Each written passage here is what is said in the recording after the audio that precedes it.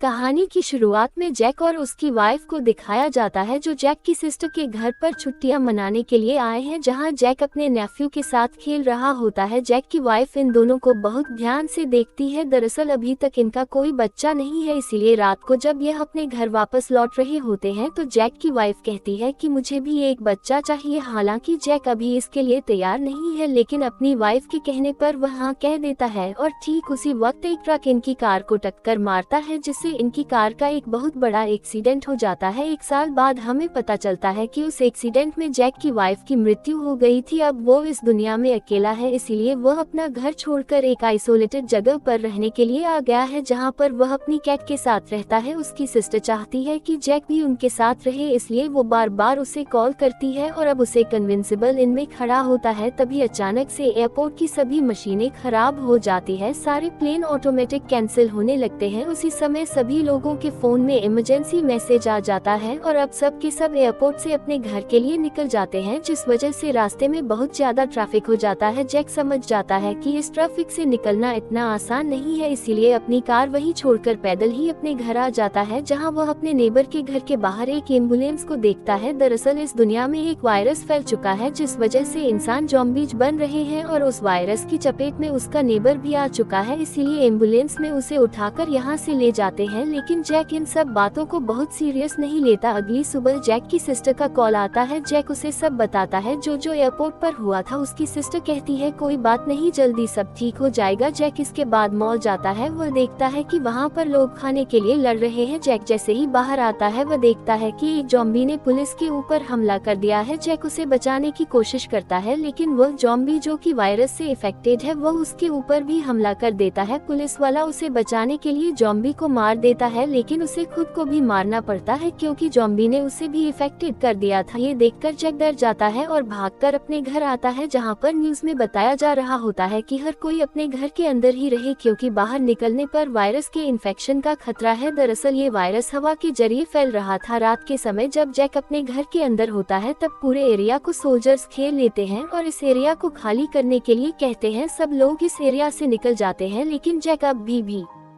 अपने घर पर है क्योंकि उसने अपने घर के दरवाजे नहीं खोले थे और अब जैक इस एरिया में अकेला बचा है, जिसे यहाँ पर सरवाइव करना होगा और सरवाइव करने के लिए उसे खाना चाहिए। अगली सुबह वह घर घर जाकर खाने की तलाश करता है। तभी अचानक से जैक के घर के अंदर जाता है, जहाँ पर उसे एक बुजुर्ग औरत दिखाई देती है। दरअसल इस औरत का नाम गैब्री है। सोल्जर्स उसे अपने साथ इसलिए नहीं ले गए क्योंकि वह चल नहीं सकती, वह व्हीलचेयर पर है। गैब्रियल से जैक बातें करता है, इन दोनों की दोस्ती हो जाती है। गबल को पता है कि किस किस घर में खाना मिल सकता है, वही बात जैक को बताती है, जिसके बाद जैक उन्हीं घरों में जाता है जहां पर उसे एक बाइक और हेलमेट भी मिल जाता है। अब बाइक की मदद से खाना ढूंढने में उसे बहुत आसानी हो जाती है। वह हर रोज गैब्री के बताए हुए घरों में जाकर खाना लेकर आता है, जिसे वह गैब्री के साथ शेयर करता है और बाद में अपने घर वापस चला जाता है। अब एक दिन जैक को एक घर में रेडियो मिलता है, उस रेडियो को ऑन करता है और 99 पर जैक को एक संदेश सुनाई देता है। दरअसल उस नंबर पर यह संदेश बार बार रिपीट हो रहा था। उनका कहना था कि हमारे साथ बहुत सारे लोग नॉर्थ की साइड में अभी भी बचे हुए हैं, इस समय जो सर्वाइवर्स हैं वो हमारे साथ जुड़ सकते हैं। अब जैक वहां जाने के लिए तैयार हो जाता है। वह गैब्रो गैबिलाल पेटला के पास जाता है तो देखता है कि उसकी मृत्यु हो चुकी है, यानी कि अब जैक को अकेले ही जाना होगा। पर जैसे ही वह घर से बाहर निकलता है तो एक फीमेल ज़ॉम्बी उसके ऊपर हमला कर देती है। जैक उससे बचने की कोशिश करता है, लेकिन ज़ॉम्बी से बचना इतना आसान नहीं है, इसीलिए मजबूरी में उसे ज़ॉम्बी के ऊपर अपने हथियार से हमला करना पड़ता है, जिस वजह से उसकी मृत्यु हो जाती है। जैक को बहुत दुख होता है। दरअसल वह किसी की जान नहीं लेना चाहता, भले वो ज़ॉम्बी क्यों ना हो। और अब जैक अपनी बाइक लेकर नॉर्थ की तरफ निकल पड़ता है, लेकिन सड़क का रास्ता आगे ब्लॉक होता है, इसलिए उसे जंगल के रास्ते जाना पड़ता है। और जब वह जंगल के रास्ते जाता है तो बहुत सारे ज़ॉम्बीज उसके ऊपर हमला कर देते हैं, लेकिन बाइक पर होने की वजह से वह उसे पकड़ नहीं पाते। और अब जैक कैंप में पहुंच जाता है। उसे लगता है कि यहाँ पर इंसान होंगे, लेकिन यहाँ पर इंसान नहीं बल्कि ज़ॉम्बीज होते हैं और ये सब के सब अब जैक का पीछा करना शुरू कर देते हैं। इसी दौरान जैक अपनी बाइक से गिर जाता है। वह बाइक को स्टार्ट करने की बहुत कोशिश करता है, लेकिन उसकी बाइक स्टार्ट नहीं होती, जिस वजह से उसे यहाँ से भागना पड़ता। उसके साथ उसकी कैट भी होती है और अब वह भागते हुए एक पोर्ट तक पहुँच जाता है। ज़ॉम्बीज उसका पीछा कर रहे होते हैं। वो पोर्ट के दरवाजे को बंद कर देता है, लेकिन उसके गिलास को तोड़कर ज़ॉम्बीज अंदर आने लगते हैं। लेकिन जैक उस जगह पहुँच जाता है जहाँ से वो मेन मेन गेट को बंद करके उस ट्रक पर पहुंच जाता है जहां से बोट पर जा सकता है, लेकिन उसकी जो बोट है जिससे वह यहाँ से निकलना चाहता है वह पानी के बीचों बीच है। वह तैरकर किसी तरह से अपनी बोट तक पहुंच जाता है, लेकिन एक बार फिर से जैक की किस्मत उसका साथ नहीं देती। बोट स्टार्ट नहीं होती। वो बोट को स्टार्ट करने के लिए चेक करने के लिए नीचे जाता है जहाँ पर एक छोटा सा बच्चा है जो ज़ॉम्बी बन चुका है और अब जैक को यहाँ से एक छोटी बोट लेकर निकलना पड़ता है, लेकिन वो इस बोट से बहुत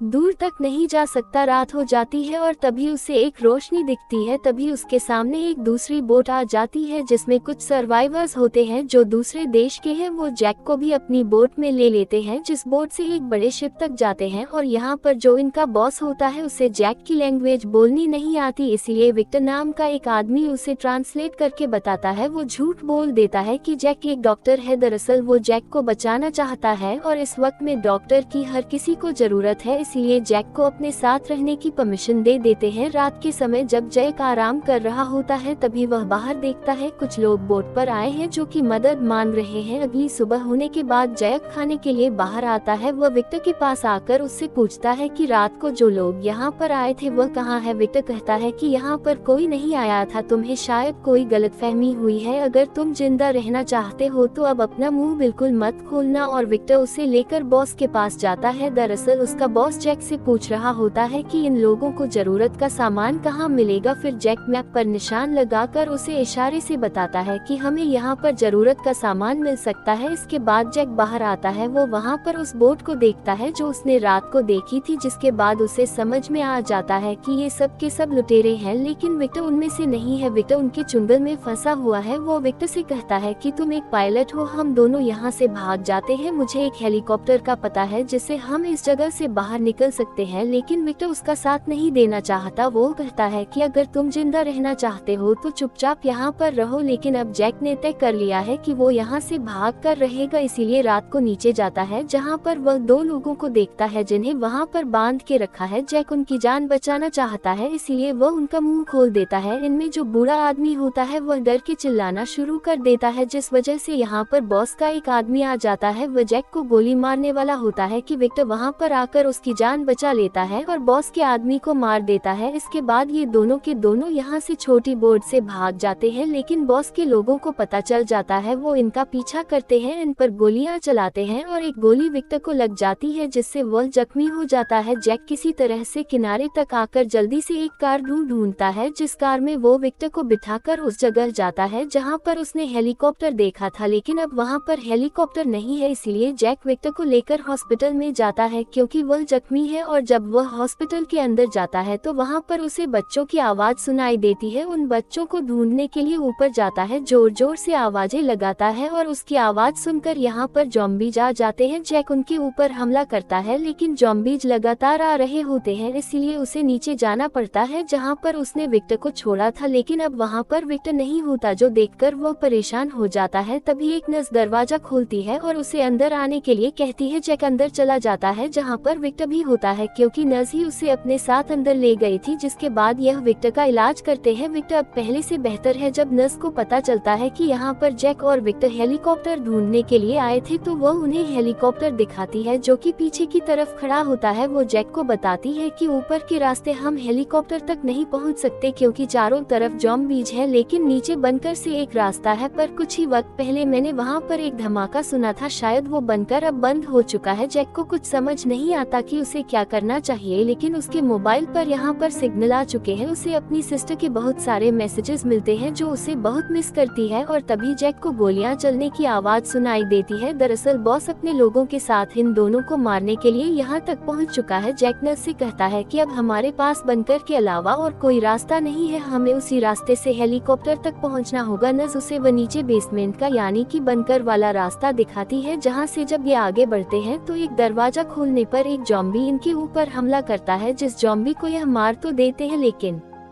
वो नर्स की मॉम को इफेक्टेड कर देता है। नर्स की मॉम कहती है कि अब मैं तुम्हारे साथ नहीं चल सकती, क्योंकि उसे पता है कि बहुत जल्दी वह भी एक ज़ॉम्बी बन जाएगी, इसलिए अब इन्हें नर्स की मॉम को छोड़कर यहाँ से आगे बढ़ना पड़ता है। तभी इन्हें वहाँ पर बहुत सारे ज़ॉम्बीज दिखते हैं जो लाइन पर खड़े होते हैं। सबके सब लोग धीरे धीरे आगे बढ़ जाते हैं, लेकिन जैक एक बच्ची के साथ पीछे रह जाता है जिसे ज़ॉम्बीज देख लेते हैं। वह अपने आप को और बच्ची को बचाने के लिए एक बॉक्स के अंदर चला जाता है। वहीं नर्स के साथ जितने भी बच्चे होते हैं वो सबके सब अंदर जाकर दरवाजा बंद करते देते हैं। ज़ॉम्बी जब दरवाजे को खोलना चाहते हैं पर इनकी किस्मत इनका साथ देती है। यहाँ पर बॉस के लोग आ जाते हैं जो ज़ॉम्बीज को गोलियों से भून देते हैं। उन्हें नहीं पता होता कि यहाँ पर जैक, विक्टर, नर्स और बच्चे भी हैं, इसलिए वह लोग यहाँ से चले जाते हैं और अब ये सब के सब बाहर आते हैं। जैक को पता है कि बाहर बहुत सारे ज़ॉम्बीज हैं जो इन्हें वहाँ से निकलने नहीं देंगे और अगर इन्हें हेलीकॉप्टर तक पहुँचना है तो इन्हें ज़ॉम्बीज का सामना करते हुए वहाँ तक पहुँचना होगा। इसीलिए यहाँ पर लोहे के जो नेट्स होते हैं उससे ये अपने चारों तरफ एक घेरा बनाते हैं और वहाँ से बाहर निकल जाते हैं। ज़ॉम्बी जिनकी आवाज सुनकर इनके ऊपर हमला करते हैं, लेकिन लोहे के नेट के घेरे की वजह से वो इन्हें कोई हार्म नहीं कर पाते। जल्दी ये उस प्रेमास में पहुँच जाते हैं जहाँ पर हेलीकॉप्टर है। वहाँ पहुँचने के बाद ये गेट को बंद कर देते हैं और अब ये सब के सब हेलीकॉप्टर में बैठ जाते हैं, लेकिन अब भी गेट के ऊपर से यहाँ पर ज़ॉम्बी जा रहे होते हैं, इसलिए जैक उनका सामना करने के लिए नीचे जाता है। वही विक्टर को दिखाया जाता है जो हेलीकॉप्टर को स्टार्ट करता है और जैसे ही हेलीकॉप्टर स्टार्ट होता है बॉस अपने लोगों के साथ यहाँ पर पहुँच जाता है। जो देखता है कि विक्टर हेलीकॉप्टर के अंदर बैठा है वो कहता है कि तुम सबको हेलीकॉप्टर से नीचे उतरना होगा। दरअसल वो इनसे इनका हेलीकॉप्टर छीनना चाहता है। तभी विक्टर जैक को इशारा करता है और जैसे ही जैक को इशारा मिलता है वह उस गेट को खोल देता है जिसके पीछे बहुत सारे ज़ॉम्बीज हैं। गेट खुलते अंदर ज़ॉम्बीज आ जाते हैं जो बॉस और उसके सभी लोगों के ऊपर हमला करके उनका खात्मा कर देते हैं। जैक ज़ॉम्बीज का सामना करते हुए हेलीकॉप्टर तक पहुंच जाता है और ये सब के सब यहाँ से सुरक्षित हेलीकॉप्टर से निकल जाते हैं। जैक दरअसल इन सब को लेकर अपनी सिस्टर के घर जाना चाहता है क्योंकि वहाँ पर अभी तक ज़ॉम्बीज का हमला नहीं हुआ, उस वायरस ने वहाँ पर अपना सर नहीं दिखाया। तभी जैक की सिस्टर का कॉल आता है जो जैक को कहती है कि यहाँ पर मत आना, जिसका मतलब यह है कि वहाँ पर भी वायरस फैल चुका है, वहाँ पर भी इंसान ज़ॉम्बीज बन चुके हैं। और अब हमें आसमान में 2 फाइटर जेट्स को दिखाया जाता है जो उसी तरफ जा रहे होते हैं जहाँ पर जैक की सिस्टर रहती है। आपको क्या लगता है, क्या पूरी दुनिया में कोई सेफ जगह बची होगी? क्या जैक अपनी सिस्टर को बचा पाएगा? अपनी राय कमेंट बॉक्स में जरूर लिखिए। उम्मीद करते हैं कि यह कहानी आपको पसंद आई होगी।